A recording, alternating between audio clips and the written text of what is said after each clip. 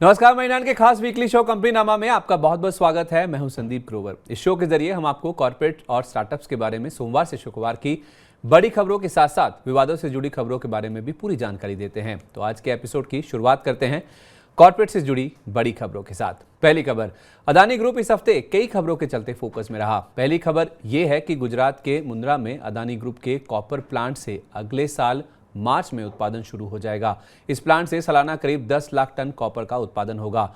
दूसरी खबर यह है कि पिछले हफ्ते श्रीलंका के राष्ट्रपति के साथ गौतम अदानी ने मुलाकात की है। इस मुलाकात में ग्रुप की ओर से श्रीलंका में ग्रीन हाइड्रोजन प्रोजेक्ट में निवेश का प्रस्ताव दिया गया है।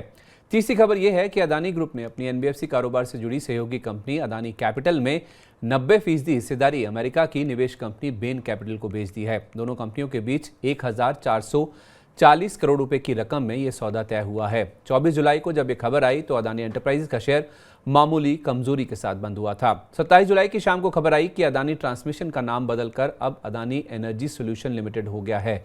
ये बदलाव 27 जुलाई से लागू भी हो चुका है। 28 जुलाई को अदानी ट्रांसमिशन का शेयर 1% से ज्यादा की बढ़त लेकर बंद हुआ था।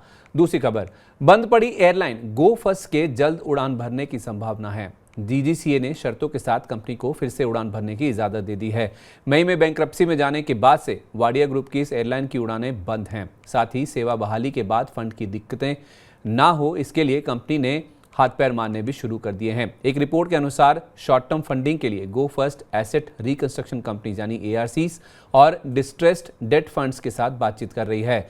दो बैंक ऑफ बड़ौदा और सेंट्रल बैंक ने 450 करोड़ रुपए उधार देने को सैद्धांतिक मंजूरी भी दे दी है, जिस पर 20% की दर से ब्याज लगेगा। 24 जुलाई को बॉम्बे बर्मा का शेयर करीब 2.25% चढ़कर बंद हुआ था। इस बीच गो फर्स्ट ने एनसीएलटी को बताया है कि वो डिलीवरी के साथ सेटलमेंट के लिए बातचीत कर रही है। डिलीवरी के साथ कंपनी का करीब 1.5 करोड़ रुपए की लेनदारी का विवाद चल रहा है। साथ ही लेंडर्स को गो फर्स्ट को विमान लीज पर देने वाली कंपनियों ने दिल्ली हाईकोर्ट में कर्जदाताओं को पक्षकार यानी पार्टी बनाने के लिए विरोध किया गया है। लेजर्स ने कंपनी के विमानों के डी रजिस्ट्रेशन के लिए याचिका दाखिल की थी। उन्होंने दिल्ली हाईकोर्ट से अनुरोध किया कि इस मसले में लेंडर्स को शामिल करना उचित या जरूरी नहीं है। 25 जुलाई को डिलीवरी का शेयर 3% से ज्यादा की बढ़त लेकर बंद हुआ था। 26 जुलाई को खबर आई कि एयरलाइन कंपनियों के जहाजों को इंजन सप्लाई करने वाली कंपनी प्रैट एंड विटनी यानी पीएनडब्ल्यू के जीटीएफ इंजन को लेकर मुश्किलें बढ़ गई हैं। कंपनी ने यूरोप की कई एयरलाइंस से सैकड़ों इंजन को रिकॉल किया है। इंजन रिकॉल की वजह इनको बनाने में इस्तेमाल हुए खराब मेटल को माना जा रहा है। 26 जुलाई को जब यह खबर आई तो बॉम्बे बर्मा, जो कि गो फर्स्ट की पेरेंट कंपनियों में से एक है, उसका शेयर 2% की मजबूती के साथ बंद हुआ था। 27 जुलाई को खबर आई थी कि एनसीएलटी ने गो फर्स्ट को लीज पर विमान पर देने वाली कंपनियों की याचिका को खारिज कर दिया है। याचिकाओं में गो फर्स्ट को दिए गए विमानों को वापस लेने की अनुमति देने का आग्रह किया गया था। एनसीएलटी ने कहा है कि परिचालन फिर से शुरू करने के लिए विमान उपलब्ध हैं, क्योंकि डीजीसीए ने इन विमानों का रजिस्ट्रेशन रद्द नहीं किया है। एनसीएलटी की 2 सदस्यीय पीठ ने कहा है कि विमानों और इंजनों का स्वामित्व गो फर्स्ट के पास रहेगा। हालांकि 27 जुलाई को बॉम्बे बर्मा का शेयर 1% से ज्यादा गिरकर बंद हुआ था। तीसरी खबर, टेलीकॉम कंपनी वोडाफोन आइडिया की मुश्किलें लगातार बढ़ती जा रही हैं। हर हफ्ते कंपनी से कोई एक ऐसी खबर निकलती है जो बताती है कि कंपनी मुश्किलों के दलदल में और गहरी धंस गई है। ताज़ा खबर यह है कि कंपनी ने सरकार को बताया है कि वह अपनी खराब वित्तीय स्थिति के चलते बैंक गारंटी रिन्यू कराने की स्थिति में नहीं है और कंपनी ने सरकार से कुछ और समय देने की मांग की है। समस्या इतनी गहरी है, इसका अंदाजा आप इस बात से लगा सकते हैं कि इनमें से एक बैंक गारंटी मात्र 99 लाख रुपए की है। 24 जुलाई को जब यह खबर आई तो वोडाफोन आइडिया का शेयर 0.25% चढ़कर बंद हुआ था। चौथी खबर, देश की सबसे मूल्यवान कंपनी रिलायंस इंडस्ट्रीज लिमिटेड यानी आरआईएल को लेकर इस हफ्ते कई सारी खबरें आई। पहली खबर यह है कि आरआईएल ने भारत में डेटा सेंटर के डेवलपमेंट के लिए ब्रुकफील्ड इंफ्रास्ट्रक्चर और डिजिटल रियलिटी के साथ हाथ मिलाए हैं। ये तीनों कंपनियां मिलकर एक स्पेशल पर्पस व्हीकल यानी एसपीवी में निवेश करेंगी। इस एसपीवी में इन तीनों कंपनियों की बराबर की करीब 33% हिस्सेदारी होगी। एक अन्य रिपोर्ट के अनुसार रिलायंस जियो अपने सस्ते जियो भारत फोन के डिस्ट्रीब्यूशन की तैयारी में लगी है। इसकी वजह से कंपनी के टैरिफ बढ़ाने की योजना कुछ समय के लिए टल सकती है।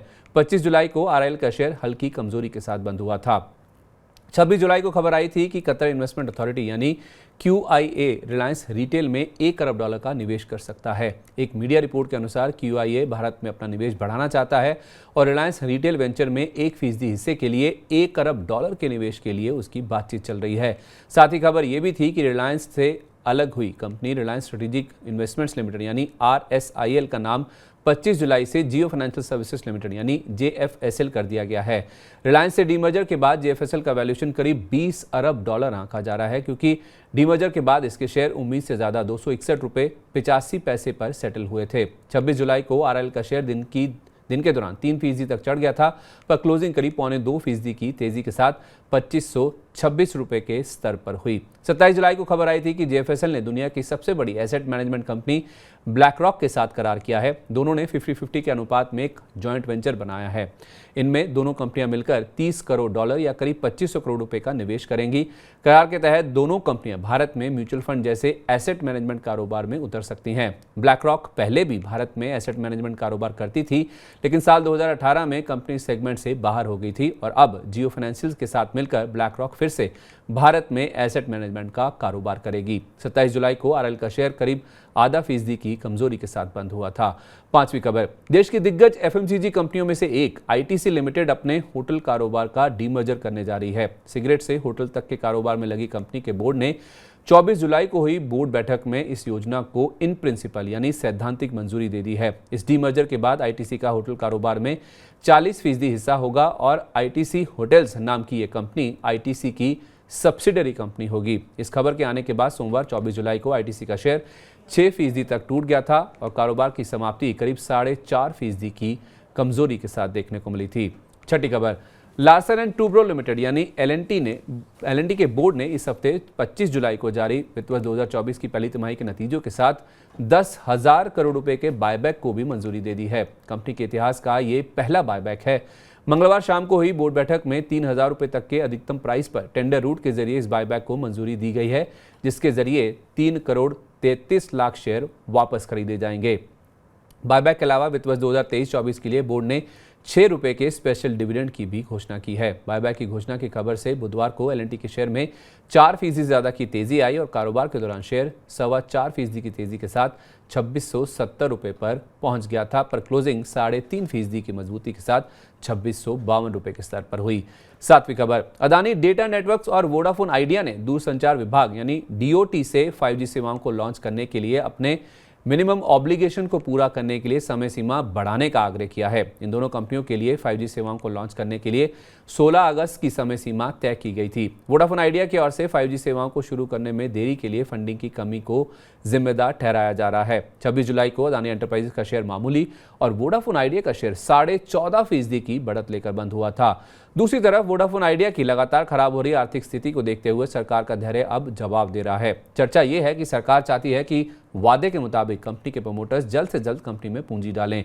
दरअसल सरकार ने कंपनी में 33% हिस्सेदारी इसी शर्त पर ली थी कि कंपनी के प्रमोटर जल्द से जल्द कंपनी में नई पूंजी डालेंगे, लेकिन इस दिशा में कंपनी की तरफ से अब तक कोई ठोस पहल नहीं की गई है। 28 जुलाई को वोडाफोन आइडिया का शेयर 2.25% की गिरावट लेकर बंद हुआ था।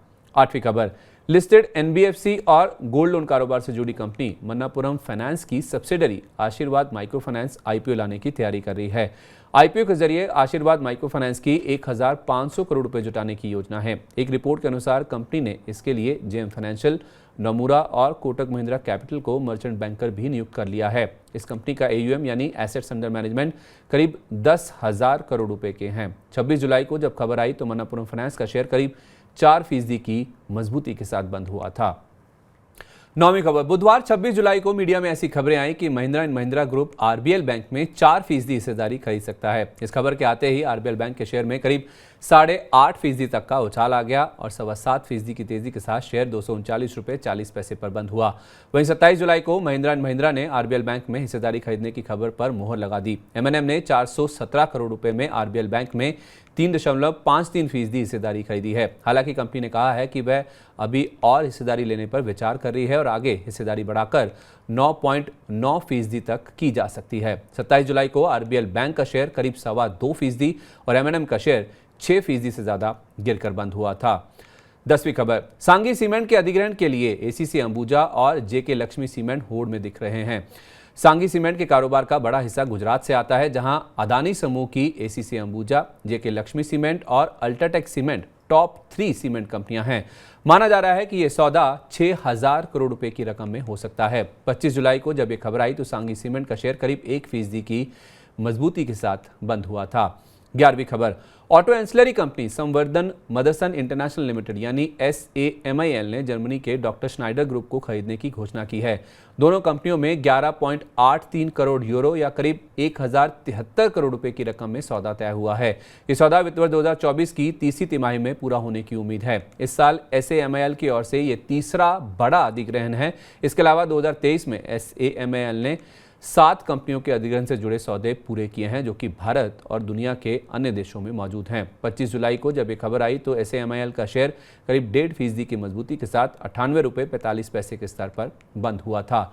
12वीं खबर, मंगलवार 25 जुलाई को टाटा मोटर्स की वित्त वर्ष 2024 की पहली तिमाही के नतीजों के लिए हुई बैठक में बोर्ड ने टाटा मोटर्स DVR के शेयरों की डीलिस्टिंग के प्रस्ताव को भी मंजूरी दे दी। इस प्रस्ताव के तहत टाटा मोटर्स DVR के 10 शेयरों के बदले में टाटा मोटर्स के 7 शेयर जारी किए जाएंगे, 7 शेयर मिलेंगे। आपको बता दें कि टाटा मोटर्स की तुलना में DVR के शेयरधारकों को केवल 1/10 यानी केवल 10% वोटिंग राइट्स मिलते थे, पर डिविडेंड की राशि 5% ज़्यादा दी जाती थी। इस घोषणा से पहले टाटा मोटर्स के मुकाबले DVR वाला शेयर 43% के डिस्काउंट पर कारोबार कर रहा था, पर स्वैप रेशो के मुताबिक टाटा मोटर्स के शेयरों की क्लोजिंग भाव से 23% के प्रीमियम पर है और इस हिसाब से DVR वाला शेयर टाटा मोटर्स की तुलना में केवल 30% के डिस्काउंट पर है। यही कारण है कि 26 जुलाई को टाटा मोटर्स का शेयर हल्की कमजोरी के साथ, पर टाटा मोटर्स DVR का शेयर इस खबर के आने के बाद 12.25% की मजबूती लेकर बंद हुआ था।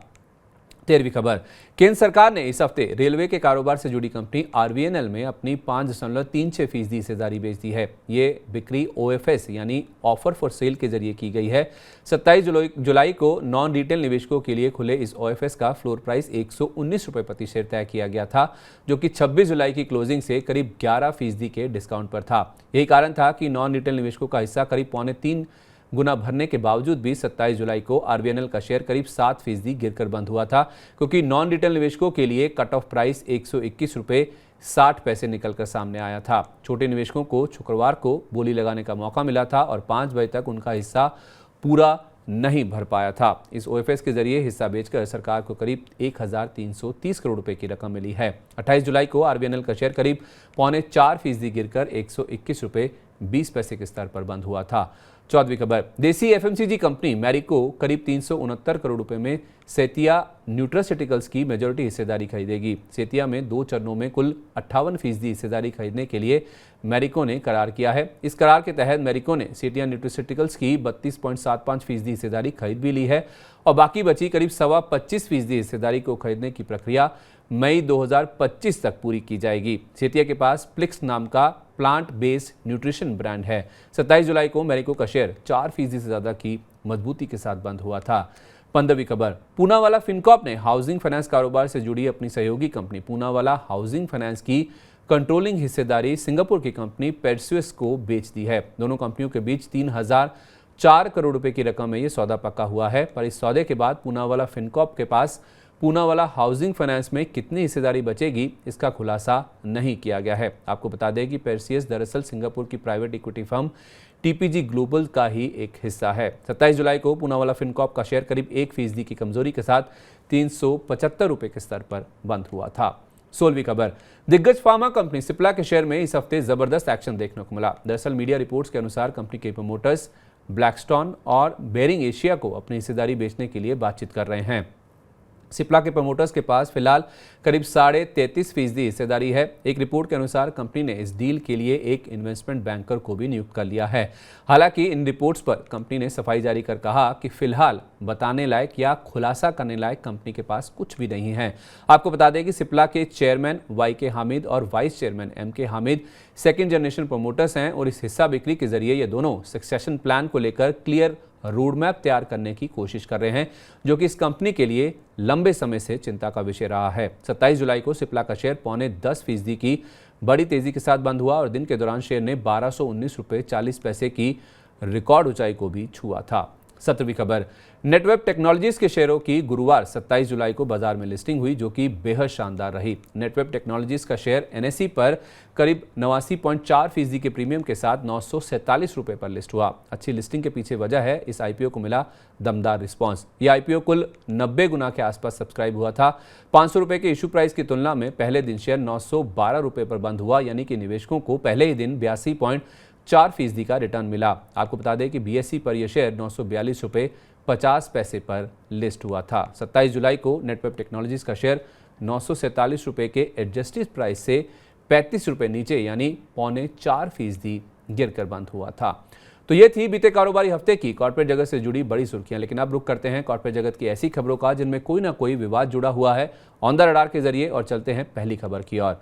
कैफे कॉफी डे नाम की मशहूर कॉफी चेन चलाने वाली कंपनी कॉफी डे एंटरप्राइजेस की सहयोगी company coffee day global limited यानी CDGL के खिलाफ इंसॉल्वेंसी यानी दिवालिया प्रक्रिया शुरू करने के लिए NCLT ने मंजूरी दे दी है। NCLT ने कंपनी के एक लेंडर यानी कर्ज देने वाले बैंक इंडसइंड बैंक की अर्जी के चलते ये फैसला लिया है। इंडसइंड बैंक की अर्जी के मुताबिक CGDL ने बैंक के 94 करोड़ रुपए के कर्ज भुगतान पर डिफॉल्ट कर दिया है। 24 जुलाई को जब ये खबर आई तो कॉफी डे एंटरप्राइजेस का शेयर करीब 19.5% की बड़ी गिरावट लेकर बंद हुआ। दूसरी खबर, जेट एयरवेज का शेयर इस हफ्ते दो खबरों के चलते फोकस में रहा, एक खराब और एक अच्छी। अच्छी खबर यह है कि बीते वीकेंड पर कंपनी के रेजोल्यूशन प्लान की सफल बोली लगाने वाले जलान कैलरॉक कंसोर्शियम यानी JKC ने कहा कि उनके पास एयरलाइन के रिवाइवल के लिए पर्याप्त पूंजी मौजूद है। कंपनी नामा के एपिसोड नंबर 82 में हमने आपको बताया था कि कंपनी को कर्ज देने वाले बैंकों की कमेटी यानी COC ने सुप्रीम कोर्ट को बताया है कि अब जेट एयरवेज का कामकाज पूरी तरह से बंद कर देना ही एक विकल्प है। जेट के लिए साल 2021 में रेजोल्यूशन प्लान पारित हुआ था, लेकिन जेट की COC ने कोर्ट को बताया कि एयरलाइन के लिए सफल बोली लगाने वाले निवेशक JKC ने 2021 से लेकर अब तक कंपनी में ₹1 का भी निवेश नहीं किया है। इसके जवाब में JKC ने यह बयान जारी किया और कुछ पदों पर नई नियुक्तियां भी की गई हैं। 24 जुलाई को जेट एयरवेज का शेयर 5% के ऊपरी सर्किट पर बंद हुआ था। दूसरी खबर और खराब खबर यह है कि सुप्रीम कोर्ट ने बॉम्बे हाई कोर्ट और सेंट्रल गवर्नमेंट इंडस्ट्रियल ट्रिब्यूनल यानी CGIT के ऑर्डर को खारिज कर दिया है और कंपनी के 169 कर्मचारियों को दोबारा काम पर रखने के लिए कहा गया है, और वो भी पुरानी सैलरी के साथ। सुप्रीम कोर्ट के इस फैसले के बावजूद 27 जुलाई को भी जेट एयरवेज का शेयर 5% के ऊपरी सर्किट पर बंद हुआ था। तीसरी खबर, लो कॉस्ट एयरलाइन स्पाइसजेट को लेकर इस हफ्ते एक राहत की खबर आई है। दरअसल एविएशन सेक्टर के रेगुलेटर DGCA ने स्पाइसजेट को एनहांस्ड सर्विलांस रिजीम से बाहर कर दिया है। कई तरह की मुश्किलों का सामना कर रही एयरलाइन को इसी 11 जुलाई को रेगुलेटर की तरफ से सर्विलांस में डाला गया था। इससे पहले सोमवार को दिल्ली हाईकोर्ट ने एयरलाइन के मैनेजिंग डायरेक्टर अजय सिंह को 5 सितंबर की सुनवाई में हाजिर होने का निर्देश जारी किया है। दरअसल स्पाइसजेट के पूर्व प्रमोटर मरान फैमिली को सेटलमेंट के तौर पर दी जाने वाली रकम से जुड़े कोर्ट के फैसले को कंपनी ने अभी तक नहीं माना है, जिस वजह से कोर्ट की ओर से यह निर्देश दिया गया है। चौथी खबर, फंड्स की कथित रूप से हेराफेरी के मामले में कॉर्पोरेट मंत्रालय इरोस इंटरनेशनल मीडिया के खातों की जांच कर रहा है। एक मीडिया रिपोर्ट में यह दावा किया गया है।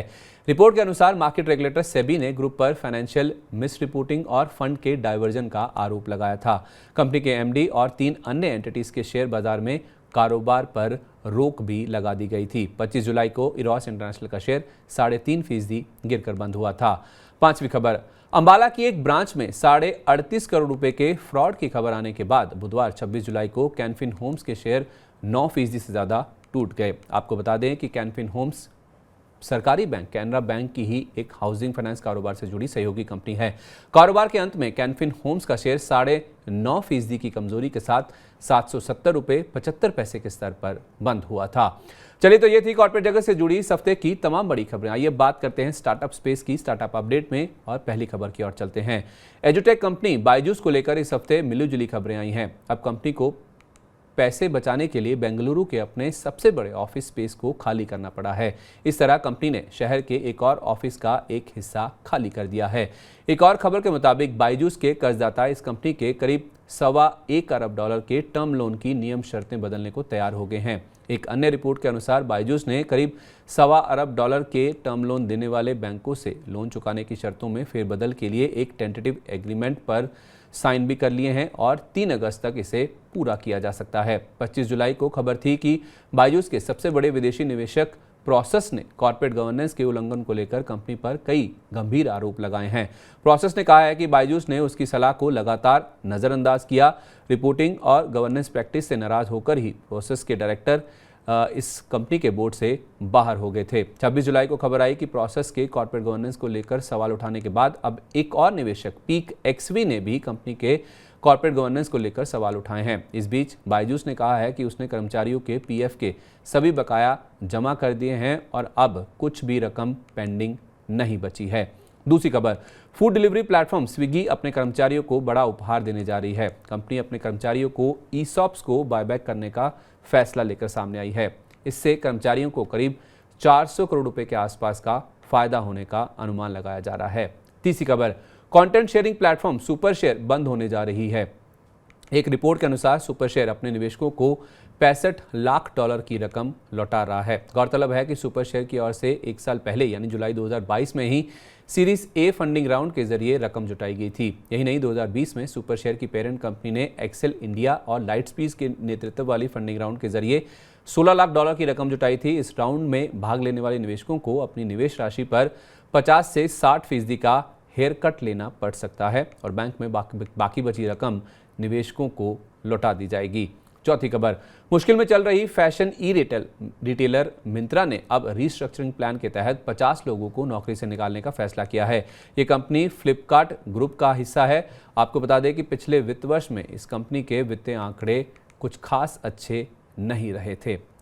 पांचवी खबर, जिप इलेक्ट्रिक ने अपने 15 कर्मचारियों को दिए 1.5 करोड़ रुपए के ईसॉप्स को बायबैक करने यानी वापस खरीदने का फैसला किया है। यानी कर्मचारियों को दिए गए शेयर कंपनी बाजार कीमत देकर खरीद लेगी। साल 2017 में स्थापित जिप इलेक्ट्रिक ई कॉमर्स कंपनियों के लिए डिलीवरी सेवाएं देने का कामकाज करती है।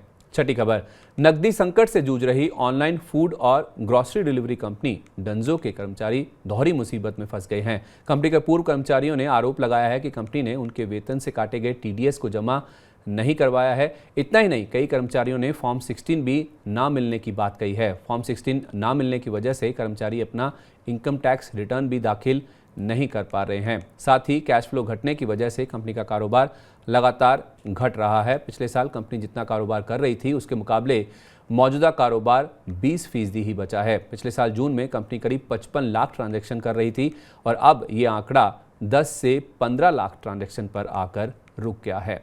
तो ये था कॉर्पोरेट्स और स्टार्टअप से जुड़ा बीते कारोबारी हफ्ते का पूरा अपडेट। उम्मीद है आपको कंपनीनामा का इस हफ्ते का एपिसोड अच्छा लगा होगा। आपको हमारा आज का ये शो कैसा लगा, नीचे कमेंट बॉक्स में अपनी राय, अपना फीडबैक हमारे साथ जरूर शेयर करें। तो मिलते हैं आपसे अगले शनिवार को इसी समय कॉर्पोरेट्स और स्टार्टअप से जुड़ी नई खबरों, नई डेवलपमेंट्स के साथ। तब तक आप देखते रहिए मनी 9। नमस्कार, शुभ रात्रि।